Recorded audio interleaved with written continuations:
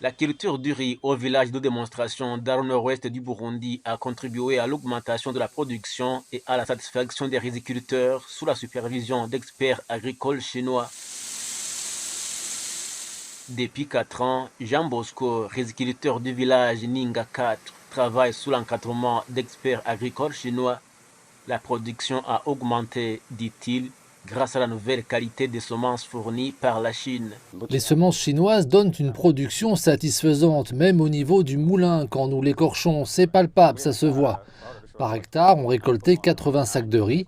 Avec les semences chinoises, nous en obtenons 100. Au moins 234 ménages du village de Ninga 4 ont bénéficié des projets encadrés sur place par des experts agricoles chinois. Depuis ces 5 dernières années, les résultats des derniers projets rizicoles dans la localité sont déjà palpables, selon les données de l'ambassade chinoise au Burundi.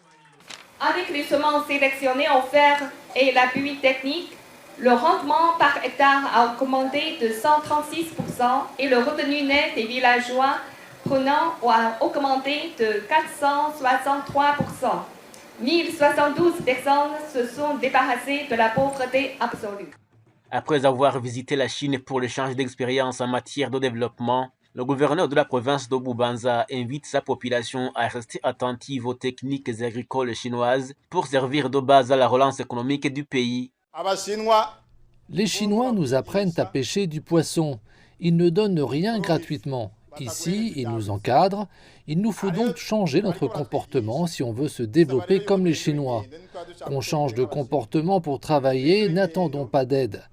Prenez avec soin toutes les connaissances qu'ils vont vous inculquer pour les transmettre aux autres. Avec ce nouveau projet, 300 hectares seront exploités par les coopératives rizicoles.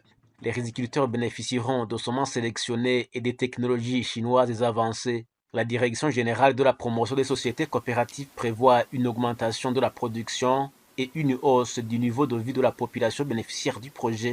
On aura la grande production et avant on obtenait 3, 5, 6 tonnes par hectare.